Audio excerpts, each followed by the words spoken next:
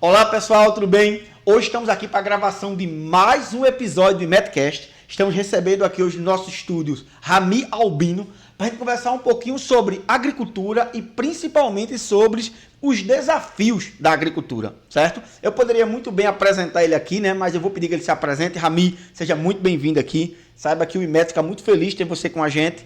Pode se apresentar e na sequência a gente já vai direto ao tema, certo? Que é um tema assim de muito interesse, tanto meu como também da nossa audiência. Obrigado pelo convite, professor Jardiel, e a todos que fazem o IMETcast. Eu sou o Rami Albino e estamos aqui hoje para falar sobre agricultura. Agricultura bacana. Sem dificuldades. É um tema forte, né? Agora me diga uma coisa, Rami. Como é que você começou na agricultura? Pode ficar à vontade. Bem, meus pais são agricultores. Então, desde pequeno, já estava por dentro de roçado já. Inclusive, meu apelido pelos trabalhadores do meu pai era Corre-Campo, porque eu estava, em determinado momento, estava num lugar, quando pensava que não, eu já estava em outro. E assim foi. Junto com meu pai, aí peguei o gosto pela agricultura. E aos 24 anos, tive a minha primeira experiência como CLT, né? Aí trabalhei com assessoria agrícola. Assessoria agrícola. Uma experiência maravilhosa, cercado de pessoas excelentes, inteligentes, competentes e com muita disposição em ajudar. Porque eu era uma pessoa, ainda sou tímido, né? Pessoa muito tímida, e eles sempre me apoiaram de uma forma muito boa. E foi uma experiência bacana, porque só assim para eu desenrolar, né? 24 anos já tinha que desenrolar, né? Tem que desenrolar.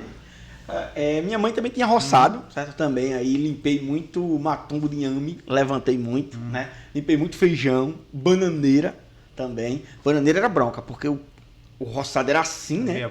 E a quantidade de formiga, meu amigo, que tem, o pessoal que trabalha com limpando bananeira, você tá entendendo? Não, é pesadíssimo. Mas me diga uma coisa, Rami, qual a principal cultura da sua região, né? Cultura agrícola? Bem, lá em Bonito é um celeiro agrícola de produção bastante diversificada, mas a principal mesmo é o inhame. O inhame Bonito é um dos principais produtores de inhame, né? Aquela região ali, Bonito, Barra de Guabiraba. Está entre ali as maiores de Pernambuco. Eu vou no mercado, Rami, e aí eu quero comprar um inhame para poder comer. Como é que eu sei que ele tá bom ou tá ruim? Como é que eu faço para poder identificar isso, eu como consumidor? Primeiro você vai analisar o formato dele, né? Se ele no final dele não está pontiagudo e com a pontinha branca, e vai olhar também a casca. Você vai dar um toquezinho assim na casca e ver se está preto. Aí você, se tiver pontiagudo com a pontinha branca, é porque ele está verde. Aí você vai cozinhar, o sabor não vai ser muito legal, né? E se ele tiver com a casca preta, ele está até melhor de comer. Comercialmente, para quem vende, não é interessante. Agora, para quem vai comer, ele estando casca preta, ele está mais saboroso. Ele fica mais... cozinha melhor. Cozinha melhor. Qual é a época de plantio e de colheita dessa cultura, por exemplo? A época de plantio é aproximadamente ali entre meados de agosto, né, até meados de outubro. Mas o foco mesmo lá na região, lá em Bonito, é setembro. Começa a plantar ou colher em setembro? Setembro começa a plantar. Colhe quando? Colhe lá para fevereiro, março, geralmente é por aí. Alguns um pouco antes, mas por aí. Eu quero colocar um roçado. Então, acabei de pegar a terra, fiz a terraplanagem, vou plantar. Quais são as etapas que eu tenho que seguir? Por exemplo, eu vou ter que trabalhar a terra, não é isso? Primeiro o preparo do solo. Preparo do solo. Geralmente vai ser mecanizado. Vai ter que vir o trator, fazer a gradagem da terra, do solo, né? Aí, hoje em dia também está sendo mecanizado o processo dos leirões, né? Dos sulcos, né? Ainda se faz manualmente, só que é mais caro.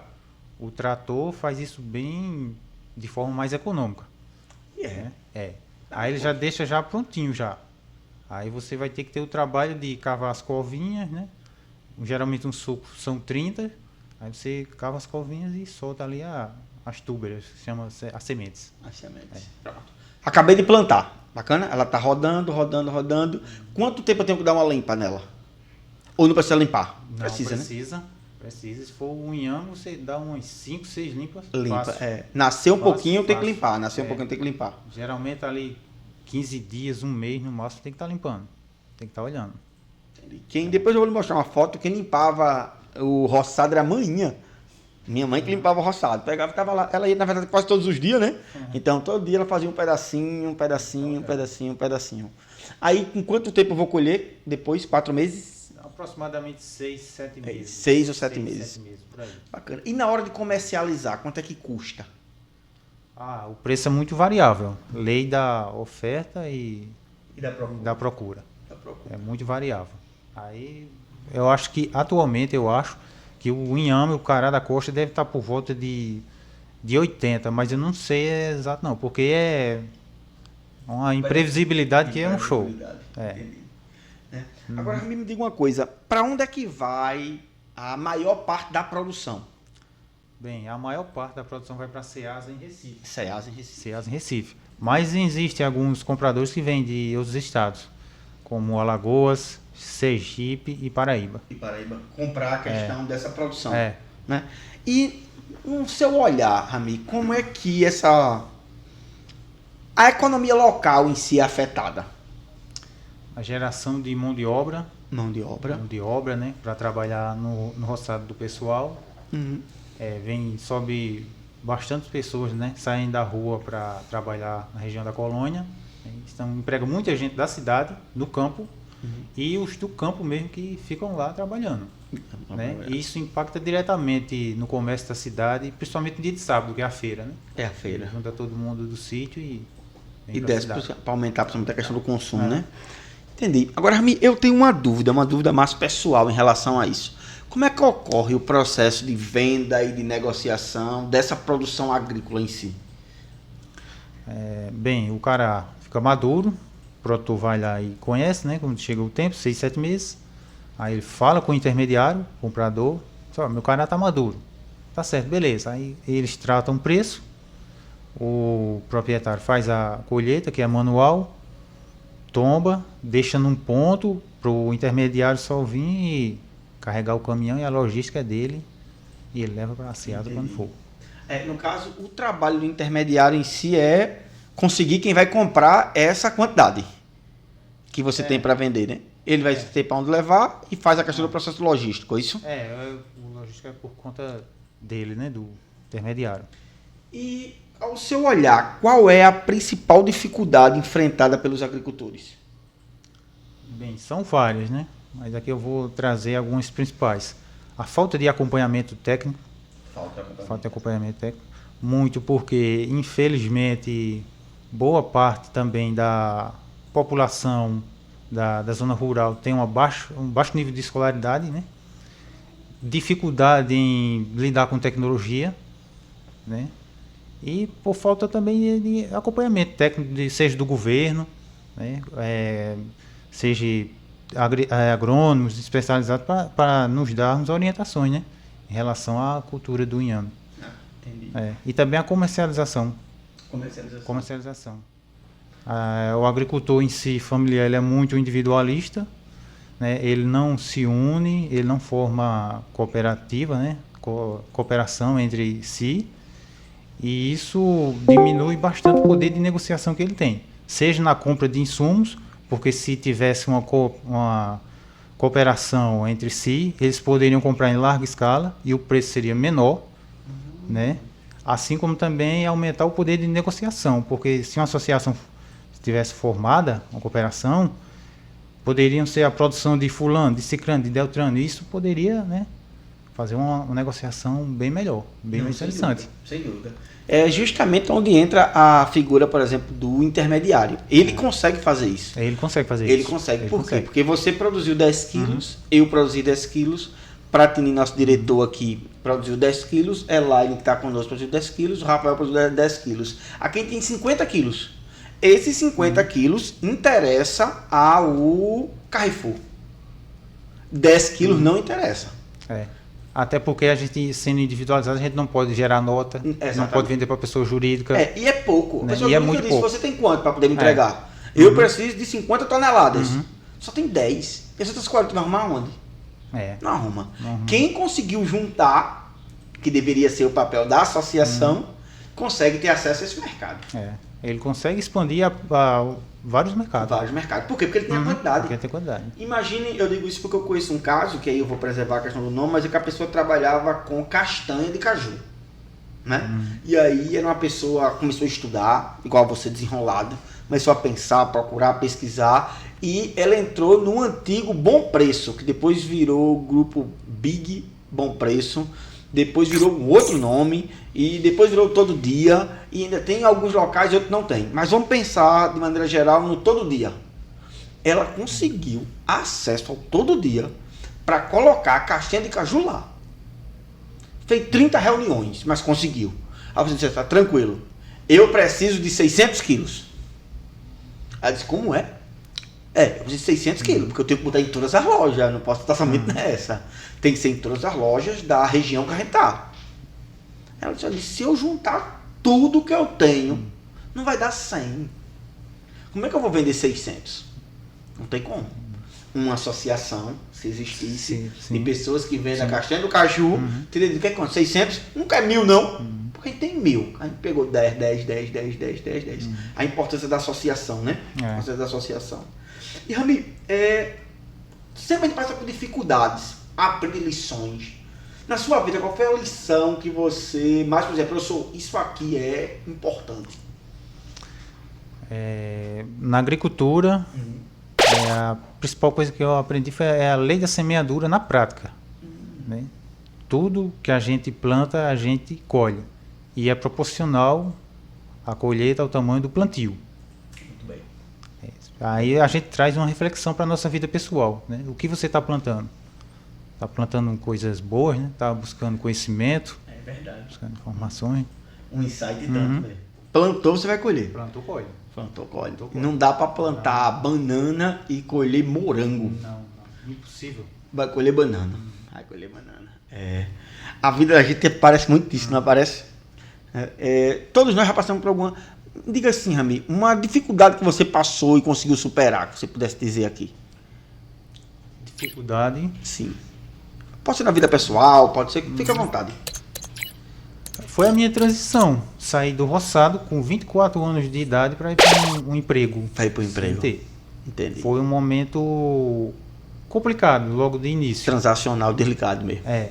Porque trabalhava para meu pai, né? Uma realidade totalmente diferente quando você vai para a CLT. Você vai ter um chefe, né? Você vai ter outras responsabilidades, outras demandas, né? Uma cobrança temporal. Uma cobrança. Aí, por minha vez, eu muito tímido, né? Complicou bastante. Levou um monte de lapada, levou? Levei um monte de lapada. Isso né? mesmo. A minha sorte é que eu tive uma rede de apoio muito boa, né? Pessoas excelentes mesmo. Né? E tem que ter fé, cara. Tem que ter fé, porque você planta e a colheita, né? Só Deus sabe. Deus abençoe. Deus abençoe. Nesse caso, por exemplo, se muita chuva, dá um problema. As variáveis climáticas, né? Muito sol. Você pode lidar com muito sol, muita chuva, pragas. O que é que acontece, Rami, se eu começar agora um plantio de inhame, plantei aí 2 roçados gigantes aí, cheio de inhame, e choveu demais? Qual a consequência disso? Primeiramente vai ser o nascimento, vai atrofiar a planta. Vai ficar amarelo, vai ficar aquilo feio, e para você recuperar vai gastar muito e talvez nem recupere. Por isso que existe a época certa de plantar. Se você quer plantar em julho, São João, mês de junho, né? É muito arriscado. Eu não dou conselho não, quem quiser plantar não. Nesse momento não, né? Não. E se fazer sol demais, não choveu nada? O risco é faltar água, mas se não faltar é bom. Se não faltar é bom. O inhame gosta de sol. Entendi, bacana. Se eu tiver um riacho para poder puxar e colocar, vai dar certo. Vai dar certo. Bacana, gostei. Que Veja que tudo é uma tecnologia, né? Assim, um entendimento, uma ciência em si. Certo? Se você quisesse nesse momento ampliar a atividade que você faz, certo? Professor, olha, se eu fizesse isso, ou se eu tivesse isso, eu faria mais dinheiro. Eu teria mais oportunidade. O que é que falta? Bem, na verdade é dinheiro, né? Dinheiro. Dinheiro para investir. Porque eu tenho a estrutura, né? Aí falta dinheiro. Você tem que ter dinheiro para investir. Esse dinheiro é quanto? É R$1 milhão? É quanto? Esse dinheiro Não precisaria tanto disso, não. Não precisaria tanto, não. Mas aí sei lá, 20 mil por aí já dá para você trabalhar. Né? Então, falando de pequeno agricultor, né? Um pequeno agricultor. E com 20 mil ele consegue plantar e colher. Vamos pensar que vai dar tudo certo, né? Vamos ser bem otimista. Deu tudo certo. Lá no final ele consegue transformar esses 20 mil em quanto? Dando tudo certo e dando mediamente certo. E dando errado também. Dando errado ele perde tudo. Vamos dizer dessa maneira. Se der errado, perde tudo, né? A gente acabou de botar agora, fizemos um consórcio aqui, certo? Pratinho botou 5 mil, Rafael 5 mil, Elaine 5 mil, 5 mil. 20 mil reais, certo? Acabamos de investir. Deu tudo certo. Quanto é que a gente transforma isso? Transforma isso em quanto? Der tudo certo, acredito que dá para tirar uns 40. Dá para dobrar. Dá para dobrar. Excelente. Deu o comum, mediamente certo. 20, entre 20 e 25. Dá um empate. Empata. Pra mim não foi bom. Ninguém saiu perdendo aqui, né? Empatou. E se o negócio for ruim? Deu muita chuva, deu muito sol sem água? 10, 5. Ou delicado. Na verdade, eu fiz essas perguntas porque isso aí é a fotografia de qualquer outro mercado, viu?